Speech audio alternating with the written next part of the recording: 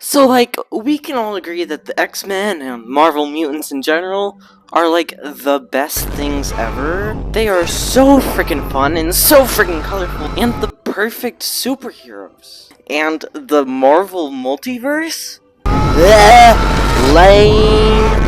Don't get me wrong, the multiverse can lead to some fantastic stories, but the MCU so far has only really used it as an excuse for cameos and nostalgia without any stories that I feel like fully use it to their potential. Hence why I'm not really excited for that big combination of so many messy and convoluted ideas. That is why I think they should stop it with that and do a mutant saga! They have so much rich story potential with themes that could resonate with so many audience members today. I mean, X-Men 97 definitely proved this. So I've been thinking about what some of the main beats would be for this mutant saga and a new X-Men franchise in general. So this is my first part.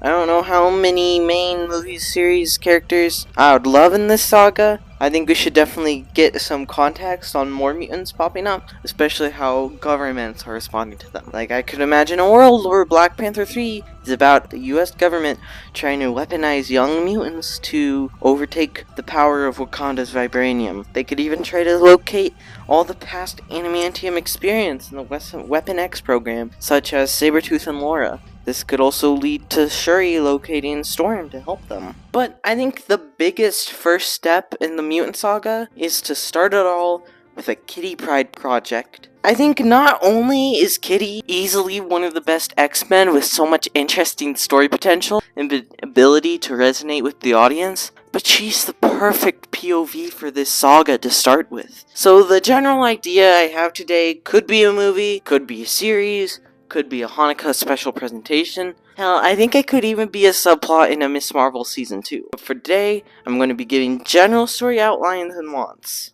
And for footage in this video, I'm going to use Ariana Greenblatt because I feel like she has the perfect style I would want for Kitty. Young, spunky, emotional, funny, and it also helps that, like Kitty, she is Jewish, so casting her would be respect for the character's heritage, which the MCU needs to get better at. Then in terms of who I'd love to direct this project, I think Emma Seligman is the perfect choice. She made my favorite movie of last year, and possibly of all time, and she has experience making a movie about stressed out bisexual Jewish girl. I can just see her understanding the heart of the character and making it easy for audience to relate to her charm and humor. She also makes great action sequences. So, without further ado, let's begin. We open in Kitty's bedroom. We look around to see the different decorations she has. Her Star David necklace hanging on her desk, posters of Pirates of the Caribbean, and some books about tech design. Then her in her bed, we see her asleep, cuddling a stuffed animal. Then suddenly, she phases through the bed and lands on the house floor under her bedroom floor, which wakes her up. Kitty looks around confused, suddenly hears her dad's voice. "Who's ever down there? I just need you to know I have a black belt in karate. I don't have it on me, but I know the kicks and stuff." Dad, it's me. Kitty, what are you doing down here? I don't know. I think I might have been sleepwalking. Cut to the next morning as she gets ready for school. While getting ready, there are a few weird occurrences, where, for example, a makeup brush phases through her cheek, or she accidentally swallows toothpaste. The next scene begins with her mom dropping her off at school. "It's just that you've never sleepwalked before. I saw on Facebook this one girl started sleepwalking and she accidentally built a pipe bomb." I'm pretty sure that's fake, Mom. I'm fine. Yeah, well, I do know that for a fact that sleepwalking is caused from stress, so what's wrong, kitten? Have I been doing something wrong? I've been trying to be a great ally. Kitty then looks down at her bisexual pride pin and adjusts it. "Are you sure you want to be wearing that pin and that necklace to school? It's not about me, of course. It's just that children can be cool, and I don't want you to..." I'll be fine, Mom. Kitty then leaves quickly. As she walks through the school hallways, we see how much of an outsider she is. She looks around at the different friend groups and people meeting up, but there are none she gravitates towards. She then gets an alert on her phone. We cut to her in the IT room helping the teachers out with different forms of tech.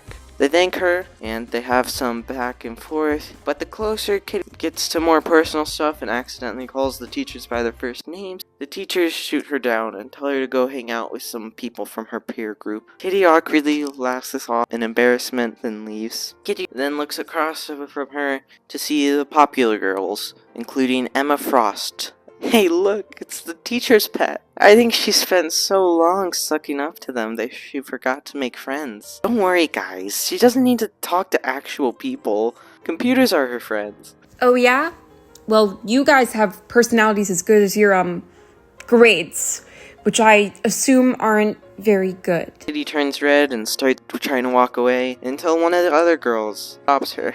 I love the colorful reminder about that phase you're going through. Emma looks visibly disgusted at this insult but doesn't say anything and quickly gets the girls to walk away. The girl that threw the insult at Kitty keeps talking, but after Emma just simply says, "Leave," one more time, the girl shuts up and then soullessly and creepily joins the rest of the girls. Okay, Emma Frost is my favorite comic book character ever. I love her complexity, I love her powers, I love her emotions, I love how she just likes with everybody. Well, I literally and figuratively, but I meant figuratively. I did something a bit different, and I decided to age down Emma Frost 10 years or so. I just really think Emma Frost, that is only like 2 years older than Kitty, could be a really interesting storyline. And in terms of who I'd want to play this Emma Frost, I think I'd have to go with my current favorite actress to play my current favorite comic book character, Ruby Cruz. She has the style I want, she has so much range, and I could see her pulling off very three-dimensional character that is Emma Frost, and I think she just has the look. Okay, now back to the pitch. As Kitty tries to wipe away her tears, she starts getting angry, then goes to fight the girl. But right as she's about to, she suddenly falls through the floor. This would then lead to a not really chase scene, very stressful scene of Kitty constantly falling and going through different walls and floors within the school. She eventually ends up in a bathroom stall and just sits down crying, mega stressed. Eventually, the stress continues as her arm gets stuck in the stall wall. Suddenly, her phone rings and it's her dad.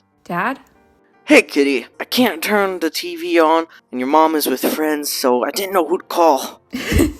Have you tried pressing the power button on the remote? Yes, but it won't work. Does it have batteries in it? It does not. I see the problem. Well, thanks for the help, Kitty. Love you tons. I love you too, Dad.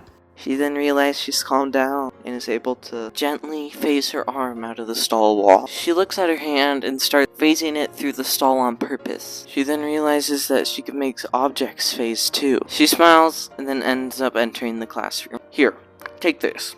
The homework is chapter 5 and 6, he says while handing her a book that reads, "The Foundation of the Avengers." Kitty stares at the book for a bit, then leaves. Cut to Kitty after school getting in her mom's car. So, how's your day? It was interesting. I need to work on a project at home. Well, sure, but make sure to finish whatever work you have before Shabbat. The whole family will be here. Mom, can I trust you with something really important? Of course you can. When have I not been trustworthy before? Kitty looks down at her buy pin and then starts to rethink things. I just want to say, I love you a bunch. Cut to Kitty in her room. She opens her computer. We see a montage of her researching superheroes, but just finds a bunch of clickbait videos. Between each video, we see Kitty sketching costume ideas. Some could be comic references before she designs her Shadow Cat costume. Finally, Kitty stumbles upon Kamala Khan's Sloth Baby channel. Kitty looks through a bunch of Kamala's different videos, which have now just kind of become a diary for Miss Marvel, as she explains all the different adventures she's gone on. Kitty then types a comment saying, "I think I have superpowers too. Is there any way I can contact you privately?" Alright, that's right, we're getting Kamala Khan in here, my second favorite comic book character. I promise I'm not just doing this because of my favorite comic book characters to see them interact. It just kinda happened that way. I think as the first mutant that the MCU introduced, Kamala should have some sort of presence in this mutant saga. I don't want her to be an X-Men. Let me make that clear. She belongs way more on the Avengers, and I see her more as a bridge between communications between the Avengers and the X-Men. As someone who adores Miss Marvel, I don't hate the fact that they turned her into a mutant instead of an Inhuman. Who frickin' cares about the Inhumans besides Lockjaw? Being a mutant isn't that offensive, I believe. Especially if she isn't actually an X-Men. She is just an Avenger who is a mutant. With that said, Kamala should have her comic accurate powers, but whatever, the light thing is visually interesting, I guess. At the dinner table, we join them as they finish sharing a prayer, and the camera zooms in on Kitty. The audio slowly fades out. Clearly, Kitty's mind is somewhere else. She snaps back to reality when her mom taps her to be social with the rest of the family. This leads to the normal conversations of extended family, which eventually leads to asking Kitty if she has a boyfriend yet, and just friends in general, both of which Kitty doesn't really have an answer to. Kitty's aunt breaks the awkwardness. Well, if you're single, I could totally set you up with my friend Darla's dog walker, who has a cousin who's just about your age. Well, it doesn't necessarily need to be a boy. It doesn't have to be a brunette boy. She likes blondes too. I think I've had enough, Mom. I'm so tired of you trying to hide who I am. I'm tired of my family being ashamed of me. I'm tired of trying to figure out who I am and my own mother not be there for me. The rest of the family stares at her bewildered before the doorbell rings. Kitty sees through the door that it's Emma. Hey, buddy. I just wanted to ask you something about our science project. Can you come outside for a bit, pal?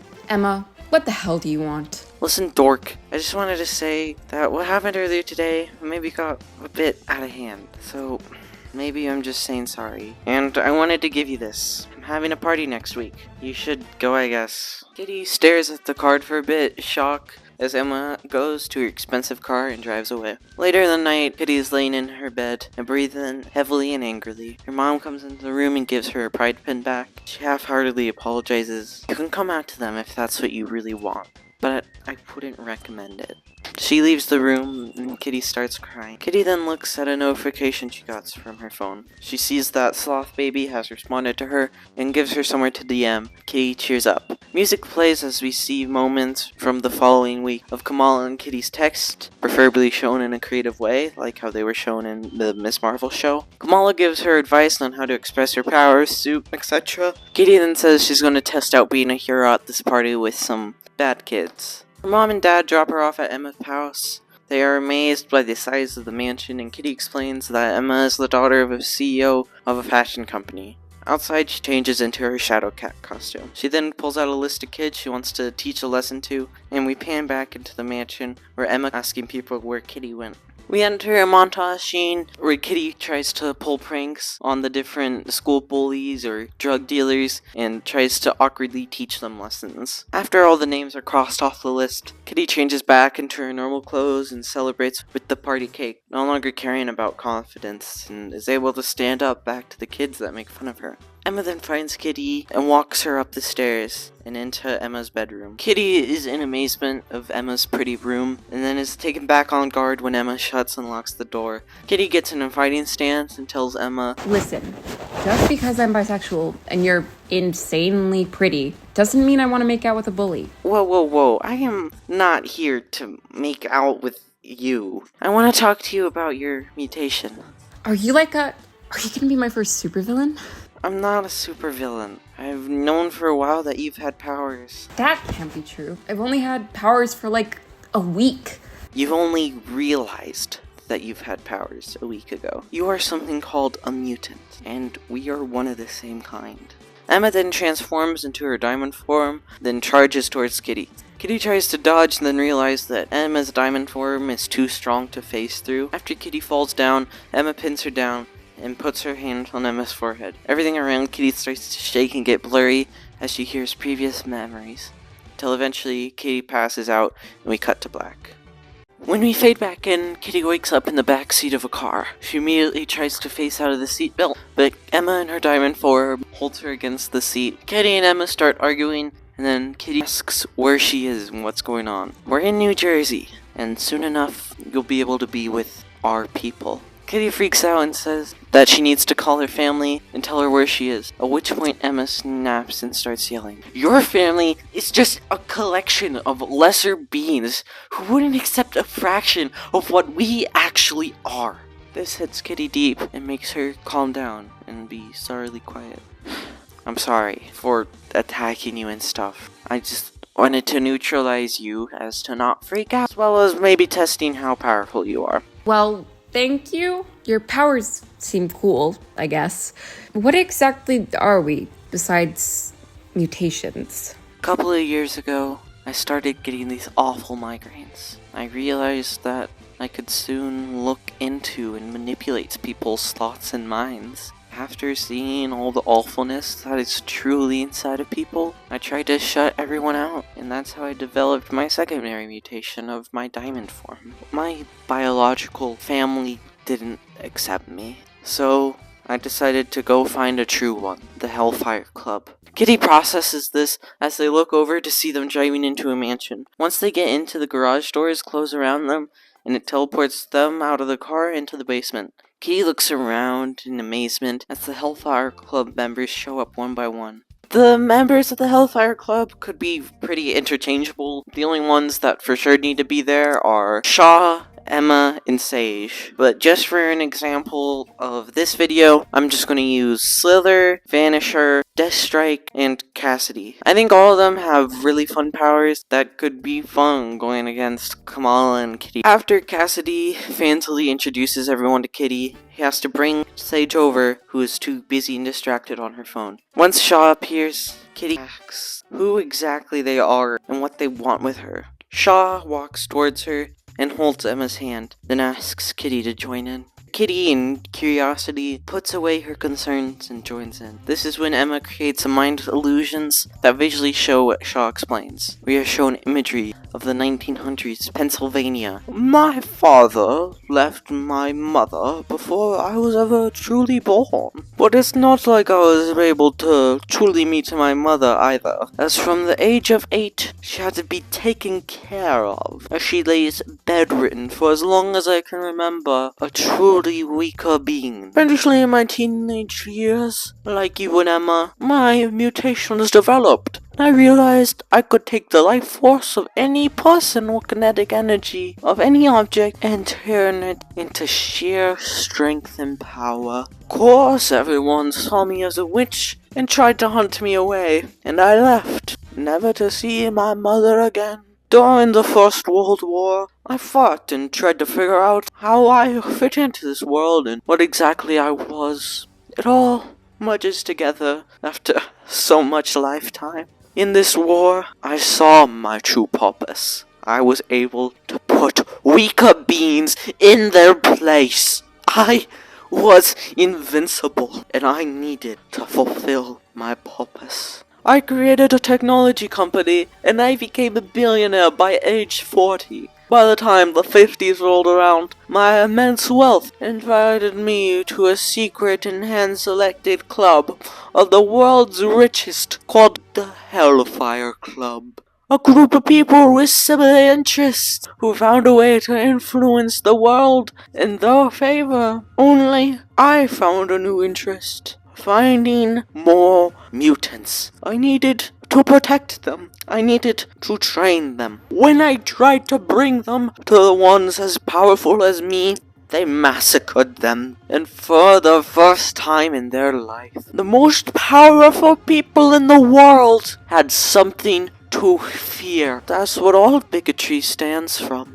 Me and my remaining mutants tortured the remaining members or forced them to be our slaves. I have spent decades trying to make sure the true, most powerful in the world deserve that power over any other weaker beings. Kitty looks in horror at the pure amount of destruction and chaos caused by these events. I've lost so many of my friends. Catherine Pryde, you are my last recruit. I'm sorry about your sad backstory and stuff, but this is giving major supervillain vibes. Like, what do you mean by mutant uprise? I like your attitude. Me and Sage have developed a device that, when connected to your friend Emma, would allow us to access nearly every human on this continent on a mental and biological level until it causes chaos, which will lead to us being able to rise as the leaders of filthy humanity. The illusion stops and Kitty is shown the device. Kitty tries to punch Shaw, but Shaw quickly beats her and keeps her on the ground, slowly draining her powers. That one bigot bully from your school. How about we use her as an example? The screen then shows a secret camera recording her as Emma gets hooked up to the machine, and Kitty screams out in anger and fear. Why are you crying? She never cared about you. What purpose do you have to care about her? The bully falls to the ground and starts coughing. All the different members of the Hellfire Club connect to the machine, which caused the bully to fly across the room, scratch the bully in extreme pain. Then when Kitty is weak enough, Shaw lets her go and touches the machine to slowly drain all the bully's life force. Kitty keeps trying to get up, but keeps falling down in pain. Right as the bully is about to die, Kitty starts seeing flashes of her family, the good and the bad, which makes her emotional enough to get up and run phase through the machine. She accidentally phases into the head of the bully alongside Emma. Emma tries to contain her, but Kitty pushes both of them out of the mind and the machine is destroyed. This will then lead to a chase scene where Kitty runs around the huge mansion that is the Hellfire Club. It is a room that in the middle has this weird purple dragon creature that cries to be let out. Kitty decides to let him out as a distraction. This angers Slither. Hey, what are you doing with my pet? I found that cool thing on a meteor. He's the perfect type of training. Kitty is stopped again when Shaw hits Kitty with an energy blast. And right as Shaw is about to hit another one of her, Lockheed comes flying back in and scratches Shaw's eyes. And Kitty falls in love with Lockheed as they both escape the building and run onto the streets. I have no idea what you are, but you are so adorable and precious. I promise I will never let anything bad happen to you. Once the club catches back up to Shaw, who's holding a cloth to his eye, he tells Sage to rebuild the device and set out a bounty for Kitty. Right as the team is about to depart, Shaw pulls Emma aside to talk to her. We cut back to Kitty's parents calling the police and looking for Kitty. The police say that they've sent out search teams and Amber Alerts and have talked to everyone from that house party, but none of them ever recalls seeing her at any time after Emma Frost talked to her, and both of them haven't been seen since. Once they get off the phone, Mom starts breaking down crying. She says that she fears this is all her fault, and she pushed her to the break where she can run away with that rich troublemaker. Hey, listen, Kitty is an insanely smart girl, and will come to her senses and find her way. But what if someone kidnaps her? Kitty would be able to fight them off, cause I remember teaching Kitty all my ways of the black belt. Every child needs to find themselves somehow. I am sure she'll be back by tonight. As the parents hug, we pan back from the house to see someone through the window watching them, pulling out weapons. We cut back to Shaw and Emma sitting down for a talk. He says that he is very proud of all she has been able to accomplish in the 2 years since she's been brought on. Although, he feels like there is something on her mind, bothering her. It's just anxiety, I guess, you know, being so close to finally completing our goal. All this chaos is only the first step. I think I know where Kitty is. She likely met up with Miss Marvel, the hero of Jersey City. I'd like to go track her down, redeem myself for my failure earlier, sir. Shaw puts his hand on her shoulder. You don't need to be afraid. You have nothing to prove. But if you truly do want to go fight both humans, take Cassidy and Slither with you. Emma accepts, and as she walks out of the room, she takes another look at the invitation to the party she made Kitty. After a couple of seconds, she crushes it with her diamond form and throws it in the trash. We cut to Kamala lily-padding into a warehouse as she looks at her phone messages to see Kitty texted her where to meet her. When Kamala gets into the warehouse, Lockheed comes flying attacking her, and Kitty stops him and apologizes quickly. Hey, so it turns out one of my bullies is a supervillain in a supervillain club that— Hey, take a breath. Kamala then holds her hand and helps her stop hyperventilating. Kamala then notices Kitty's injuries and goes to recollect herself at the Khan's house. We cut to Kitty in some new clothes, being patched up, as Muniba is being stressed out by everything Kitty just explained, and Kamala tries to formulate something to say as they are interrupted by Yusuf playing with Lockheed. Get back to the couch and listen to the troubled young girl! Sorry, it's just so adorable. I mean, it's ugly and creepy, but it's adorable. What did you say this thing was again? I don't know. It's a space dragon, I think. I've just been calling him Lockheed. Guys, focus. Kitty, you need to call your parents. Tell them what's going on. Kitty looks at her phone to see the 20 plus missed calls, gets stressed, worried how to come out to her parents. Listen, Kitty, I didn't really have a choice. My family just kind of found out. But being the one to format the conversation would be an important step to trust with them. What if they don't accept me?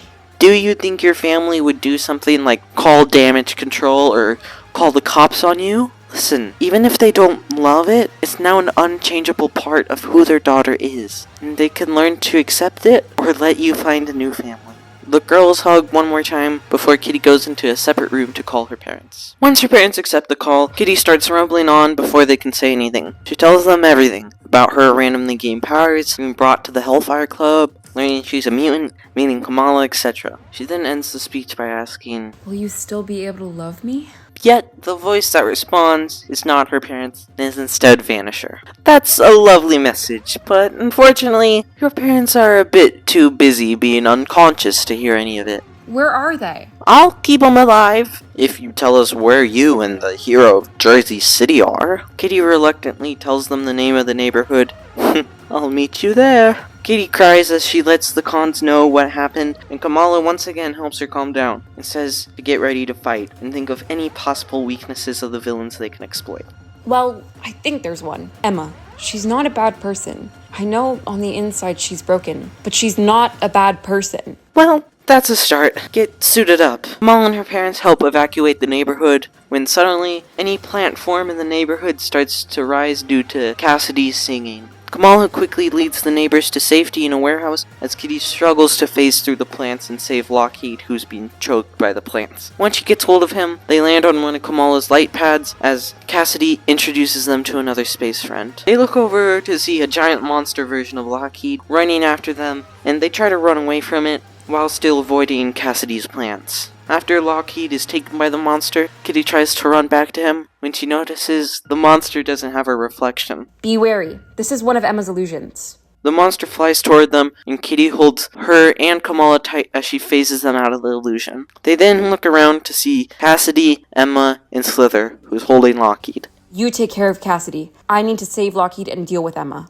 Kamala begins to fight Cassidy and leads him away. Emma turns into her diamond form in order to have a hand-on-hand fight with Kitty. Emma keeps trying to tell Kitty to just accept Hellfire, which Kitty keeps mocking her. Why do you even care if I join some stupid Illuminati? So you can finally have an accepting family! Kitty freezes for a bit, takes a deep breath, and then asks, Self-projection much? In an angered, Emma loses it and makes a telepathic blast where they both end up in Emma's mind. Kitty picks herself back up and walks through Emma's life, the abuse, and the isolation. Emma is sitting on the floor of her room, with mirrors reflecting all the different ways she sees herself. As each different version of Emma insults her in different ways, Emma sorrowfully laughs and asks Kitty, Is this what you wanted to see? Kitty doesn't respond, but instead smashes all the mirrors. After destroying all the mirrors, she reaches out her hand to Emma and says, All I want is to see my family again, and I want to help you get a better one. The only people that can accept us are our own people. And even that, each one of us is just in it for ourselves. You just need to rise on top of the food chain and try to get some sort of happiness. I've been told that before. Emma's room then transforms into Kitty's, with the mirrors now representing different parts of Katie's life. Emma stays her cynical self and looks around to see her mom's words on her bisexuality, anti-Semitism at school, feeling like an outsider on her own family. But then Emma looks further. She sees the love and support that her father has given her. All the time her mother has apologized to her. Fond memories of birthday parties with her family, of her as a child. The Khans immediately helping out when she saw her at her lowest. Then lastly, she sees all the brief moments where Emma tried to help out Kitty. Emma looks back at Kitty, taking down Shaw won't be easy. Taking the easy way out has never been one of my strong suits. The girls then shake hands, and they end up back in the physical world right as Kamala comes flying through the building while holding Lockheed. Slither comes up from behind them, but Emma quickly paralyzes his mind before noticing damage control pulling up and attempting to shoot down Cassidy.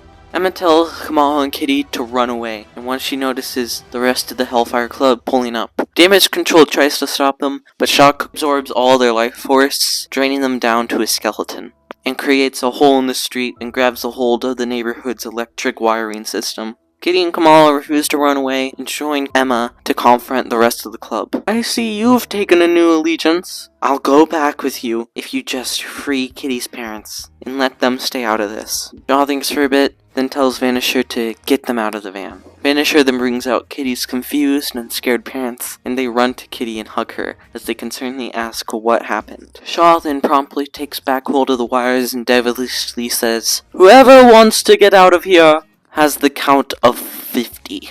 Shaw counts down, and Emma tells everyone to run into the warehouse and protect everyone there. She states that Shaw is just here for her, and the others can still make it out of this unharmed. Kamala and Kitty keep refusing until Emma mind controls them into the warehouse and protect everyone there. They run into the warehouse, and Kitty makes sure to hold everyone on there as they stay visible, and Kamala creates a bubble. Shaw sends energy through the wires, blowing up the majority of the neighborhood. Kitty's consciousness comes back, and she goes back trying to save Emma, but the Hellfire Club disappears right as she can get back. Kitty falls to the ground crying, feeling defeated as we fade to black. We fade back in with the Khans and the Prydes at some sort of shelter, as Kitty says the final line of her confessions to the parents. Will you still be able to love me? Parents in tears hug her and hold her tight, then give their speech back. They say for her entire life they've tried to bury parts of Kitty that they feared wouldn't be accepted by the world, but what they need to learn is to live with it. They can't change how the world will view them, but maybe if we try hard enough, we can change how much we care about what a bunch of idiots think. Kitty can barely form words through her tears of happiness as she feels the hugs,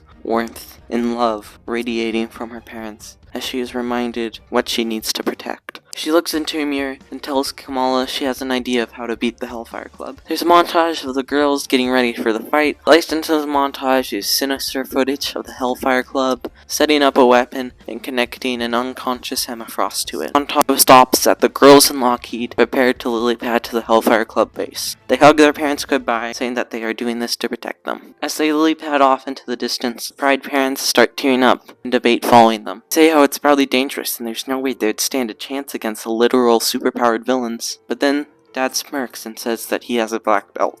As Sage is doing the final preparations on the final parts of the rebuilt machine, she looks into the security cameras to see the girls breaking into the garage. The Hellfire Club ambushes them. Kamala is able to lead Vanisher to a separate area as Kitty and Lockheed deal with Cassidy and Deathstrike. Lockheed uses his flame breath to try to overheat Deathstrike's adamantium bones. Cassidy traps Kitty in a corner where Kitty then says, I'm sorry. I know you're a terrible person and all, but this is really gonna hurt. She then pulls out a piece of wood out of her pocket and half phases it through Cassidy's neck, damaging his vocal cords, making it so he can't sing to the plant life anymore. Meanwhile, Kamala is trying her best to keep Vanisher in one place. Once she gets one good hit on him, she's able to keep him in one place and spam him. Vanisher teleports one last time, and right as he's about to stab her, Kitty's dad appears and helps Kamala defeat him. You really need to teach me some of those moves. Once Kitty goes to help Lockheed deal with Deathstrike, Shaw appears and stands over the hurt Cassidy. I'm afraid that without your powers, you are useless to the Hellfire ways. But your sacrifice will result in a greater future. He then completely drains Cassidy of his life force. Kitty then tries to immobilize Deathstrike's arm by half phasing the piece of wood through her arms, but the adamantium skeleton destroys the wood. As Kitty keeps dodging Deathstrike's strokes and trying to formulate a plan, she tells Lockheed to go find Kamala. Then Shaw comes around the corner and joins the fight. As he tries to convince Kitty and Kamala to stop resisting, Kitty quickly looks around her surroundings and formulates a quick idea that ends with Shaw accidentally blasting Deathstrike. Kitty uses this opportunity to quickly run fast into the tech room alongside Kamala, Lockheed, and her parents. Once the five enter the room, Sage puts her hands in the air and slowly walks out. saying the machine is complete, but there's no longer anything you can do to stop it. A 30-second timer then starts, and Kitty fails to phase through the machine as Shaw walks back in and blasts the other 4. As the countdown reaches its final seconds, Kitty screams, "Now!" to Kamala, as Kamala creates the biggest bubble that traps Kitty, Sage, Shaw, and Emma, as Emma's telepathic waves blast out, only being trapped in the bubble. Is this seriously your plan? We are too strong! It won't take long for me to break out of this bubble. As Shaw goes to punch the bubble, it is revealed to be an illusion, and everything within the bubble keeps changing to reflect the mental state of Emma, Kitty, and Shaw. We see the past of Shaw, Kitty, and Emma contrasted with their present. Their fears and demons become physical and start attacking them. Shaw struggles against the reincarnation of all of his dead friends, while Kitty is instead faced with versions of her mother. Mom keeps yelling at her all of Kitty's insecurities, but Kitty closes her eyes, smiles, and simply walks past her mother, which starts to turn into the true version of her mother. Kind, loving, yet flawed version of her mother that will still love Kitty no matter what, and will grow past her mistakes and make sure Kitty is loved. Kitty then sends all these emotions towards Emma, which allows her to break free of the machine and get her conscience back. Emma sends all the telepathic energy towards Shaw as he falls to the ground. As the bubble dissolves, Emma embraces Kitty and thanks her while hugging her. They ask what Emma did to Shaw, and she explains that she put him in a mental coma, similar to Slither, and that he'll stay alive, but only to be awoken when necessary. Kitty's parents then say how proud they are of her, and if she's ready to come out to the rest of the family, or however she chooses to express herself, they'll be there for their daughter, and there's nothing they can do to change that. Emma and Kamala more properly introduce themselves as we learn Emma is also a video game fangirl. As Kamala starts to geek out on her, Lockheed comes towards her and starts rubbing and purring his face on her like a cat. Emma is at first grossed out, then feels to accept the love. We pan away to see Sage, who takes a remnant of Kitty's blood and puts it in her glove. When she squeezes the blood, she's then able to use Kitty's powers to phase out of the rubble and escape. We fade to a couple months later on Emma's graduation party, surrounded by the Khans, the Prydes, and Lockheed. They come out with a cake for her as she thanks everyone around her for helping her find her family. Kitty embraces, and they all start celebrating. We then cut to the 3 girls tensely playing Smash Bros. When the doorbell rings, and Kitty's dad says that it's for Emma and Kitty. They get a tense look and carefully answer the door and ask who it is and what they want. The person behind the door answers and says she needs help searching for more like her. We look out the door to see Daphne Keen-Lord.